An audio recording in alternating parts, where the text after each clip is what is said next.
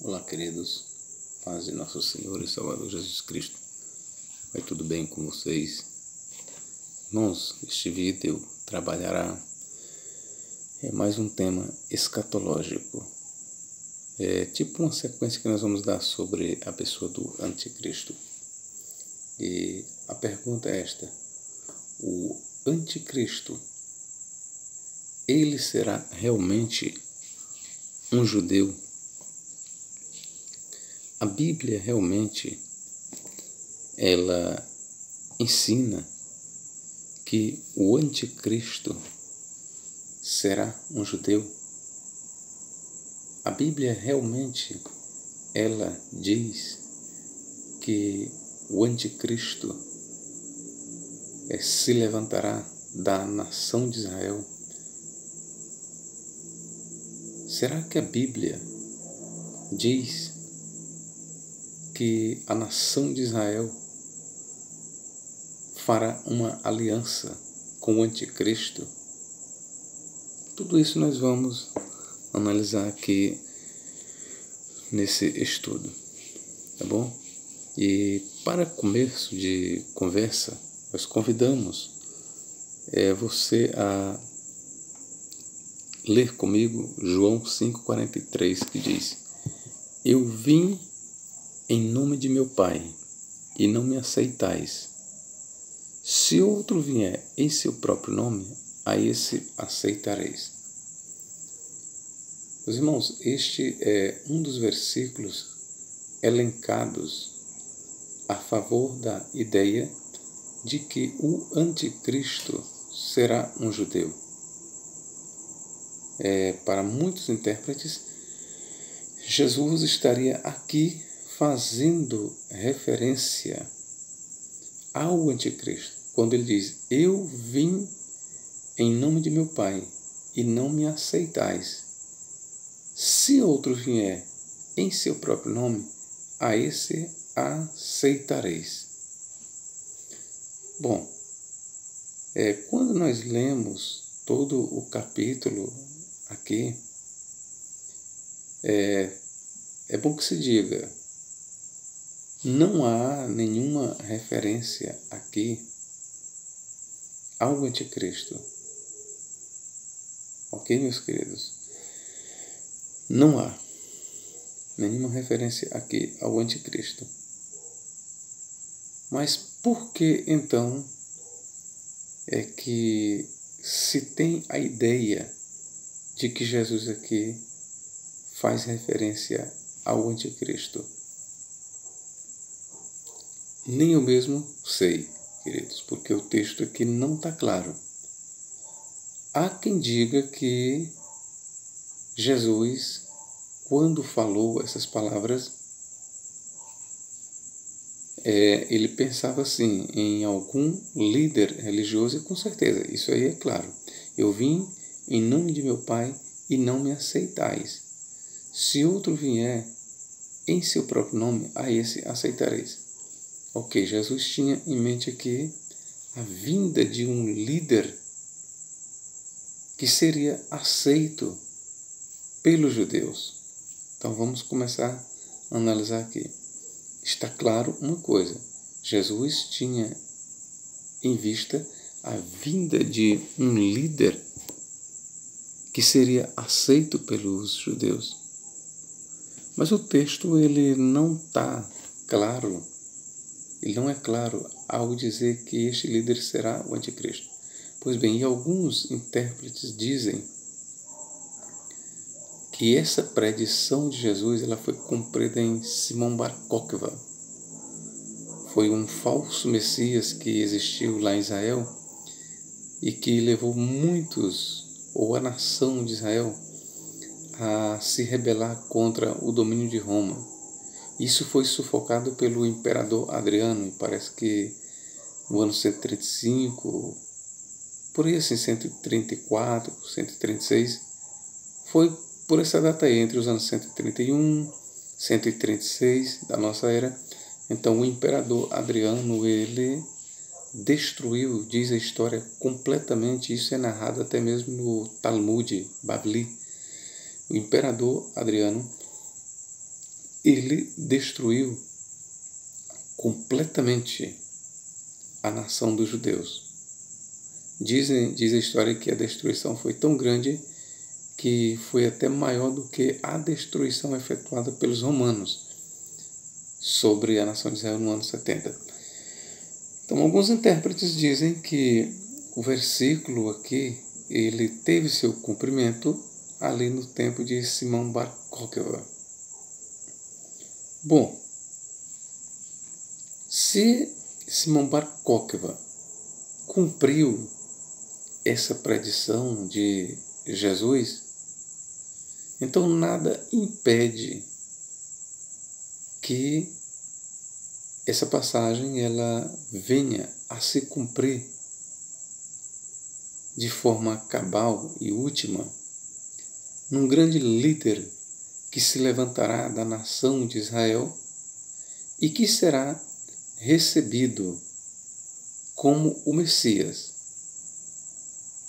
A bem da verdade, nós temos que dizer isso. Se este versículo não é claro quanto à pessoa do anticristo, mas este versículo, aqui a leitura dele também não milita contra um anticristo vindo dos judeus. Ok, meus irmãos? Ele não milita. Ok? Mas vamos prosseguir aqui o nosso comentário. Vamos ver o que diz o apóstolo Paulo. Segunda carta de Paulo aos Tessalonicenses. Leamos aqui, do versículo 3 em diante. Ninguém de maneira alguma vos engane, porque não será assim, sem que antes venha a apostasia e se manifeste o homem do pecado, o filho da perdição, o qual se levanta contra tudo que se chama Deus ou se adora, de sorte que se assentará como Deus no templo de Deus, querendo parecer Deus. Não vos lembreis de que estas coisas vos dizia quando ainda estava convosco? E agora vós sabeis o que o detém, para que a seu próprio tempo seja manifestado. Porque já o mistério da injustiça opera, somente a um que agora resiste até que do meio seja tirado. E então será revelado o iníquo, a quem o Senhor desfará pelo assopro de sua boca e aniquilará pelo esplendor de sua vinda. A esse cuja vinda é segundo a eficácia de Satanás, com todo o poder e sinais e prodígios de mentira, e com todo o engano da injustiça, para os que perecem, porque não receberam o amor da verdade para se salvarem. E por isso Deus lhes enviará a operação do erro, para que creiam a mentira, para que sejam julgados todos os que não creram a verdade, antes tiveram prazer na iniquidade. Irmãos, eu fiz essa extensa leitura que trata sobre a vinda do homem do pecado, o anticristo, e esse texto ele mostra que o homem do pecado ele adentrará no santuário de Deus. Olha o que diz aqui: o qual se opõe e se levanta contra tudo que se chama Deus, ou se adora, de sorte que se assentará como Deus no templo de Deus, querendo parecer Deus. Então veja aqui que uma das ações do anticristo será invadir, penetrar no recinto mais sagrado. Ele tomará assento no templo de Deus. E diz ainda o texto: o qual se opõe e se levanta contra tudo que se chama Deus ou se adora, de sorte que se assentará como Deus no templo de Deus, querendo parecer Deus. Agora a pergunta é: a partir da leitura que fizemos aqui, podemos afirmar que o anticristo será um judeu? Meus irmãos, o texto ele não diz isso. Assim como lá em João 5,43, o texto não está dizendo que ali é uma referência ao anticristo. Essa é uma interpretação teológica, mas o texto lá não está dizendo que é o anticristo. Tá bom? Mas podemos aceitar a passagem de João 5,43 como uma referência ao anticristo. Podemos aceitar, mas o próprio texto não está dizendo isso. Quanto aqui ao que Paulo fala em 2 Tessalonicenses 2, dos versículos 3 a 12, Paulo aqui ele tem uma descrição, e podemos até dizer bem minuciosa, sobre o anticristo e sobre a sua atuação. Ora, vamos ler mais uma vez e ver as características do anticristo, o qual se opõe e se levanta contra tudo que se chama Deus ou se adora. De sorte que se assentará como Deus no templo de Deus, querendo parecer Deus. Em primeiro lugar, eu quero lembrar aqui para os senhores que quando Paulo escreveu esta carta, ele esperava para breve o retorno de Cristo, ok, meus irmãos? E por que é importante você saber isso? É importante você saber isso por quê? Porque o templo de Deus aqui, em questão, na mente de Paulo, o templo de Deus aqui era o templo de Herodes, que existia na sua época. Quando Paulo escreveu aqui, talvez por volta do ano 51, dos anos 50, entre 51 a 53 e 54 da era cristã, quando ele escreveu isso aqui, o templo dos judeus ainda estava de pé. Roma ainda não tinha destruído a nação dos judeus e nem tinha destruído o templo. Então, Paulo, quando ele escreveu isso aqui, levando-se em conta que foi realmente o apóstolo Paulo quem escreveu, ok? Partindo do princípio, da ideia de que Paulo realmente escreveu a carta que acabamos de ler, segundo aos Tessalonicenses, então deve-se dizer o seguinte, que o templo que ele tinha em mente aqui era o templo dos seus dias. Então, para Paulo, o anticristo, ele apareceria ainda em seus próprios dias. E o templo dos judeus daquela época seria profanado. Ok? Então, isso está muito claro na mensagem de Paulo. Ok? Não vos lembrais de que estas coisas vos dizia quando ainda estava convosco? E veja que para quem Paulo escreveu, ele já tinha ensinado isso sobre o anticristo, sobre a sua vinda, sobre o seu ministério. E agora vós sabeis o que o detém, para que a seu próprio tempo seja manifestado. Ok? Alguma coisa estava detendo a manifestação do anticristo, mas é certo que ele apareceria no tempo certo, porque já o mistério da injustiça opera, somente é um que agora resiste até que do meio seja tirado. Não vamos trabalhar nessa questão, quem está resistindo à manifestação do anticristo, ok? Isso a gente deixa para outro vídeo. E então será revelado o iníquo, a quem o Senhor desfará pelo sobre sua boca e aniquilará pelo esplendor de sua vinda. A esse cuja vinda é segundo a eficácia de Satanás, com todo o poder e sinais e prodígios de mentira. Então, de acordo com o apóstolo Paulo, o anticristo ele será um grande operador de milagres. Ele fará sinais. Ok, meus irmãos? Ele fará sinais. E com todo o engano da injustiça para os que perecem, porque não receberam o amor da verdade para se salvarem. Aqui nós podemos incluir a nação dos judeus. Podemos, porque a nação dos judeus, ela, de fato, ela não recebeu ao Messias. Ela não recebeu a Jesus. E com todo o engano da injustiça, para os que perecem. Por quê? Porque não receberam o amor da verdade para se salvarem. É fato que o único povo aqui na terra que não recebeu, a única nação que não recebeu a verdade para salvar foi a nação dos judeus. Então isso não é fora de lugar nós pensarmos aqui que Paulo tem em mente a nação dos judeus. E por isso Deus lhes enviará. E por isso, como eles não receberam a verdade para salvarem, mas antes acolheram o erro, o que acontece? E por isso Deus lhes enviará a operação do erro para que creiam a mentira. Daqui dessas palavras deduz-se que o anticristo será recebido pela nação de Israel. Como eles rejeitaram o Messias verdadeiro, que é Jesus, eles rejeitaram a verdade, então diz, e por isso Deus lhes enviará a operação do erro, ou seja, Deus enviará o anticristo para a nação de Israel, para que creiam a mentira. para que sejam julgados todos os que não creram a verdade, antes tiveram prazer na iniquidade. Ok, meus irmãos?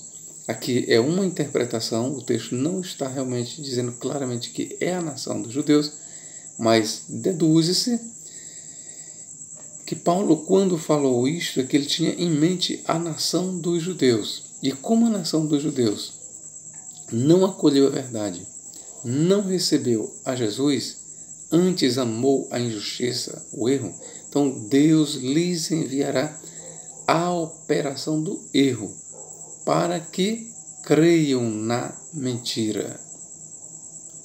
Ok, meus irmãos? Para que creiam na mentira.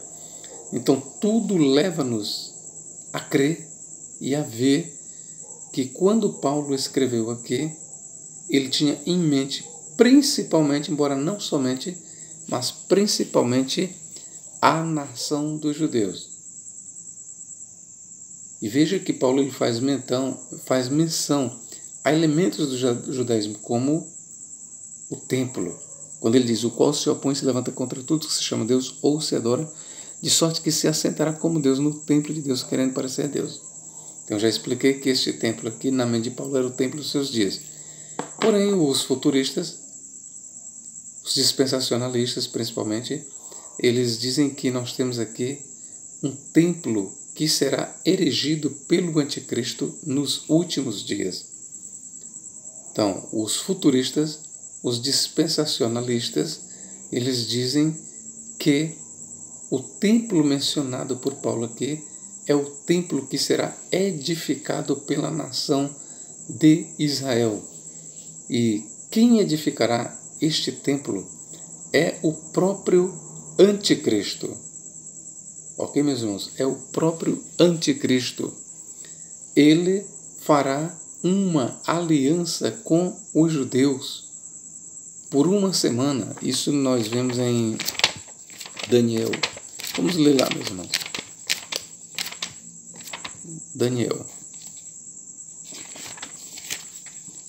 Daniel capítulo 9.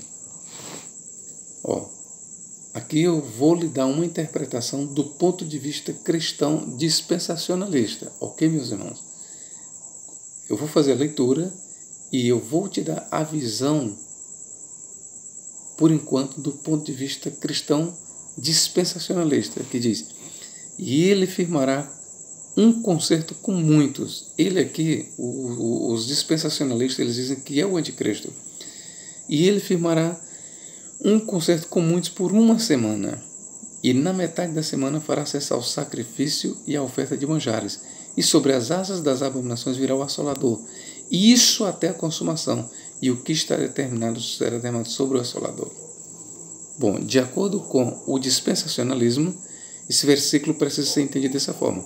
O anticristo fará um concerto com muitos judeus por uma semana, ou seja, por 7 anos. O anticristo chegará e será recebido pela nação de Israel como o verdadeiro Messias. Então ele fará uma aliança que durará 7 anos. Mas na metade dos 7 anos, ou seja, quando fechar 3 anos e meio, o anticristo fará cessar o sacrifício, que é sacrifício de animais, que voltará a ser oferecido ali no templo, reconstruído. Por que não dizer no terceiro templo que tanto os judeus falam? É bom que você saiba disso, que a nação de Israel, ela há tempos já vem se preparando para a construção do que eles chamam o terceiro templo. A nação dos judeus, eles já estão se preparando, dizem até que eles já encontraram a novilha vermelha para oferecer no templo. Então os judeus eles já trabalham, eles já estão se preparando, já têm certos móveis. Há rumores, até há quem diga que os judeus eles têm até mesmo a arca do concerto escondida, para no tempo certo eles colocarem ali no templo restaurado ou reconstruído. Ok? Vamos lá. Para cessar o sacrifício, então, o anticristo, na ótica do dispensacionalismo, fará cessar o sacrifício e a oferta de manjares. E sobre a asa das abominações virá o assolador, isso até a consumação. E o que está determinado será derramado sobre o assolador. Ok? Então, na visão dispensacionalista, o que temos aqui é o anticristo fazendo um concerto com a nação de Israel, um concerto que durará 7 anos. Mas na metade dos 7 anos, ele profanará o templo, ele entrará no próprio templo, no santo dos santos. E apenas o sumo sacerdote pode entrar no santo dos santos uma vez por ano. Está escrito isso. Uma vez por ano, o sumo sacerdote entrará no santo dos santos. Mas, de acordo com o dispensacionalismo, o anticristo, ele profanará o mais santo do templo. Ele entrará no santo dos santos. Ele proibirá os judeus de oferecer sacrifícios e ofertas de manjares. Começará uma grande perseguição contra a nação de Israel. Conforme nós lemos lá em 2 Tessalonicenses, capítulo 2, e versículo 4, ele se assentará no templo de Deus querendo parecer Deus. Ok, meus irmãos? Um outro versículo elencado por essa escola, o dispensacionalismo, é Mateus 24:15. Quando, pois, virdes que a abominação da desolação de que falou o profeta Daniel está no lugar santo, quem lê, entenda. Então, por abominação da desolação, geralmente os dispensacionalistas, eles entendem aqui a pessoa do anticristo profanando o templo dos judeus. Quando não, seria a estátua do anticristo que seria colocada ali no templo dos judeus, gerando assim uma revolta contra a nação de Israel. Essa é a interpretação dos dispensacionalistas. Mas eu quero voltar aqui para Daniel 9:27. Do ponto de vista histórico, queridos, aqui eu vou dar agora a interpretação do autor, de quem escreveu o livro de Daniel. O escritor do livro de Daniel, quem é que ele tinha em mente quando ele falou isso aqui? E ele fará um concerto com muitos por uma semana. E na metade da semana fará cessar o sacrifício e a oferta de manjares. Daniel, quem escreveu o livro de Daniel, ele olhava para Antíoco IV Epífanes. Ele aqui, que fará uma aliança com muitos judeus, é Antíoco IV Epífanes. Realmente a gente lê lá no livro de Macabeus que Antíoco ele fez uma aliança com muitos judeus. Muitos judeus procuraram o rei para fazer uma aliança para que eles vivessem de acordo com as outras nações. E muitos deles renegaram a aliança, desfizeram o sinal da circuncisão, começaram a não mais guardar o Shabá e outras coisas. Então houve uma crassa apostasia na nação de Israel ali no tempo de Antíoco IV Epífanes. Então, se você não conhece o livro dos Macabeus, eu sugiro esta leitura para você. Leia o primeiro e o segundo livro de Macabeus e você verá toda a façanha, toda a história de Antíoco IV Epífanes contra os judeus. Ok? Então, eu digo a você que do ponto de vista do autor sagrado, ele está falando aqui do Antíoco Epífanes, que entrou em uma aliança contra ou com a nação de Israel. Ok, meus irmãos? Porém, de acordo com o dispensacionalismo, nós temos aqui o anticristo. Outra coisa que deve-se dizer que, de acordo ainda com o ponto de vista de quem escreveu o livro de Daniel, Antíoco, ou melhor, o rei ímpio que entrou em um concerto com muitos em Israel, ele não será um romano e também não será um judeu. Quem será, professor? Bom, visto que é Antíoco Epífanes, então o rei ímpio em questão aqui, ele é da Síria. Ele é um Seleucida, ok? Ele é da linhagem de Seleuco. que foi um dos generais de Alexandre Magno. Quando Alexandre morreu, a história mostra que o seu reino ele passou para os seus sucessores, mas não de sangue. E aí chegou um momento que o seu reino foi dividido para 4 partes. E as 2 partes mais proeminentes foi a dos Seleucidas e dos Ptolomeus. Os Ptolomeus eles dominavam a parte ali do Egito, e os Seleucidas eles passaram a dominar, ou eles eram da Síria. E houve uma grande guerra por muitos anos entre Síria e Egito. E a Síria terminou dominando o Egito.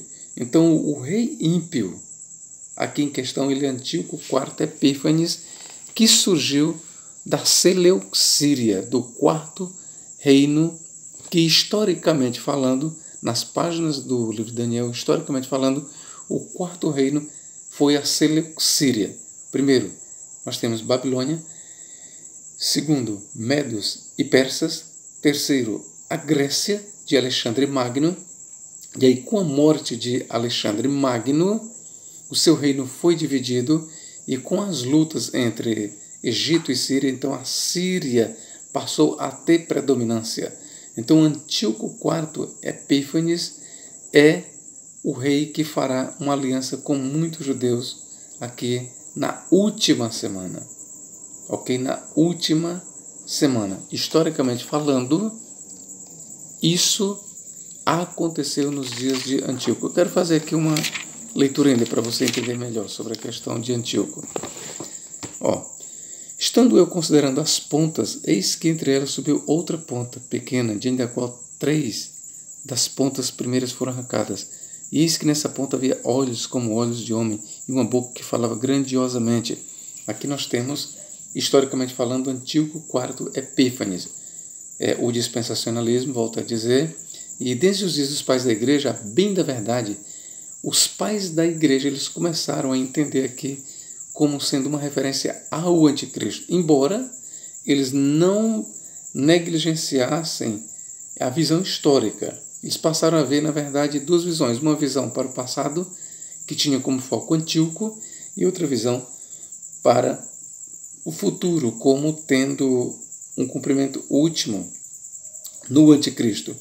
Bom, na verdade, Antíoco IV Epífanes ele foi entendido e é visto como um protótipo do futuro anticristo. Ok? Versículo 11. Então estive olhando por causa da voz das grandes palavras que provinham da ponta. Aqui Antíoco, historicamente, e futuramente é o anticristo. Estive olhando até que o animal foi morto e o seu corpo desfeito e entregue para ser queimado pelo fogo. Ok, meus irmãos? Aqui diz, disse, versículo 23, disse assim: o 4º animal será um 4º reino na terra, o qual será diferente de todos os reinos, e devorará toda a terra, e pisará os pés, e fará em pedaços. Este 4º animal, já expliquei em um vídeo anterior, este 4º animal aqui, nos dias de Jesus Cristo, ele passou a ser visto como um império romano. Porém, antes da vinda de Jesus, este 4º animal aqui, na visão principalmente de quem escreveu o livro de Daniel, esse 4º animal aqui era a Seleucíria, era o reino da Síria dominado pelos Seleucidas. Ok? Volto a dizer, na visão de Daniel, os 4 impérios foram Babilônia, Medos e Persas, Grécia e Síria, ou Seleucíria. Ok, meus irmãos? Na visão de Daniel, esses foram os 4 reinos. Quando Roma surgiu no cenário político, a partir do ano 163 a.C., que Roma começou a dominar vários reinos, quando Roma começa a suplantar muitos reinos, então houve uma reinterpretação do 4º reino. O 4º reino ele deixa de ser a Síria, ou a Seleucíria, dos dias de Antíoco IV Epífanes, para ser Roma. Daí é que nós lemos nos tratados judaicos, nos livros antigos cristãos, e até mesmo Flávio Joséfo, ele diz que o 4º reino é o Império Romano. Então era comum, ali no período de Cristo, ali no primeiro século e diante, era comum, não somente entre judeus, mas entre cristãos, identificar o quarto reino com Roma. Ok, meus irmãos? Então, eu estou dando essa explicação para os senhores, porque acho que deva ser dado. Vamos lá. Então, aqui, do ponto de vista do autor sagrado, de Daniel, a ponta pequena será Antíoco IV Epífanes. E ele não será um judeu. Então lembra que no princípio do vídeo a pergunta foi: o anticristo será um judeu? Bom, meus irmãos, de acordo com a leitura que nós temos no livro de Daniel, não. Aí fica claro, aí eu posso lhes responder com muita clareza. O anticristo não será um judeu. De acordo com o que temos no livro de Daniel, o anticristo ele se levantará do reino da Síria, do quarto reino, que foi identificado com a Seleucíria. Ok? E, a bem da verdade, eu quero lhes dizer que os judeus, todos os inimigos dos judeus, os grandes inimigos, eles sempre vieram de fora da nação. Vamos aqui enumerar o que vinha na minha mente. O primeiro cativeiro, vamos dizer aqui, da nação de Israel, podemos aqui apontar para o Egito. Veja que o primeiro grande inimigo da nação, que ainda não era a nação do povo hebreu, era um gentio, foi Faraó, os faraós. Depois, a gente vem aqui lembrar aqui o cativeiro da Assíria, no tempo de Salmaneser. Então você vê que Salmaneser, ele não era um judeu. A Síria lutou contra Israel e mais ou menos no ano 722 ela levou em cativeiro as 10 tribos, a nação de Israel, os judeus. Ok? Então veja que o poder que lutou contra Israel foi primeiro o Egito, depois nós temos a Assíria, ok? A Assíria. Depois nós vamos aqui ver outro inimigo da nação de Israel, inimigo imperial. Quem foi? Babilônia. Nabucodonosor destruiu a nação de Israel em 605 a.C. ou 606. Então veja que o inimigo da nação vem de fora. Depois dos babilônios nós temos os medos e persas, que dominaram a nação de Israel. Depois dos medos e persas, nós temos a dominação grega sobre Israel. Depois de Alexandre Magno, que o seu reino foi dividido para os 4 ventos, conforme diz Daniel, aí dali surge Antíoco IV Epífanes, que procurou destruir a nação dos judeus. E Antíoco IV Epífanes, ele não era um judeu. Mas é interessante que toda aquela proeza de Antíoco IV Epífanes, ela só foi possível porque ele contou com um sumo sacerdote da nação de Israel, um sumo sacerdote apóstata. Se eu não me engano, aqui era Jasão, ok? Então ele contou com um apoio de um sacerdote judeu. E aí Antíoco ele fez todo aquele dano contra a nação. Depois nós temos os romanos, que em 70 eles procuraram destruir, e de fato destruíram a nação, arrasaram, destruíram o templo. Então você vê que, historicamente falando, os inimigos da nação de Israel, eles sempre foram estrangeiros. Nenhum inimigo da nação de Israel era judeu. Historicamente falando, os inimigos da nação de Israel, eles são de fora. Se nós levarmos por esta ótica, o futuro anticristo, ele deverá ser um inimigo da nação vindo de fora. E, de fato, o livro do Apocalipse, meus irmãos, ele mostra que o anticristo, aquele que dominará as nações, ele será um dos Césares de Roma. Isso eu já fiz menção a isso em outro vídeo. sobre o anticristo, sua trajetória. Ok, então, de acordo com o livro do Apocalipse, o anticristo ele será um dos Césares de Roma. E pasmem, o anticristo ele não nascerá. Como professor, ele não nascerá. O anticristo ele será alguém que já existiu na história. Alguém que quando João escreveu o Apocalipse, ele não existia mais. Já tinha existido, estava morto naquele período. Mas o anticristo, ele existirá. O que diz aqui o Apocalipse? Vamos ler aqui. Primeiro, João diz o quê? Apocalipse 11:7. E quando acabar o seu testemunho, a besta que sobe do abismo que é o Hades, lhes fará guerra e as vencerá e as matará. Então, para o autor sagrado, o anticristo foi alguém que já teve uma existência nesta vida. E a tradição cristã identifica este homem com Nero. A história mostra que Nero, ele perseguiu de fato a igreja, foi o primeiro a perseguir, o primeiro imperador a perseguir a igreja. Então, a gente pode dizer, seguramente, de acordo com a leitura que temos em Apocalipse, que o anticristo político, ele será um romano.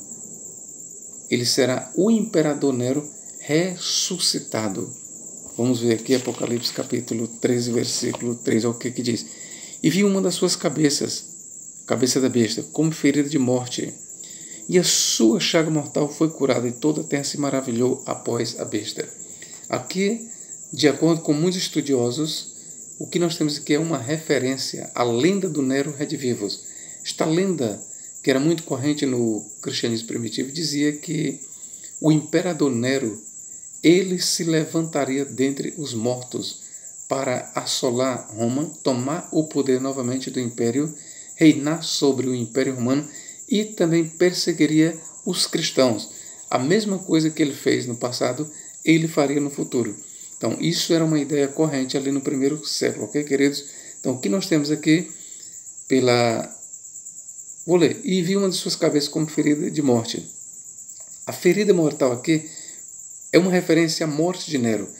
E a sua chaga mortal foi curada. Aqui nós temos uma referência ao reaparecimento de Nero, a ressurreição de Nero. Então, o autor sagrado aqui, ele acreditava que Nero haveria de subir do Hades, de entre os mortos, e seria o anticristo e o último imperador romano a perseguir a igreja, queridos. Vamos ler aqui. Apocalipse capítulo 17 e versículo 8. O que diz aqui? A besta que viste foi, ou seja, já existiu, e já não é, ou seja, não existe. Na época em que o autor estava escrevendo, a besta que já tinha existido não existia, estava morta. E há de subir do abismo. Chama a atenção aqui que o autor diz, foi, existiu, não é, ou seja, quando ele escreveu não era, mas ela existiria. Ou seja, há de subir do abismo, ou seja, do Hades, e irá à perdição. Então, o autor sagrado do livro do Apocalipse, ele estava convencido de que o anticristo será o imperador Nero.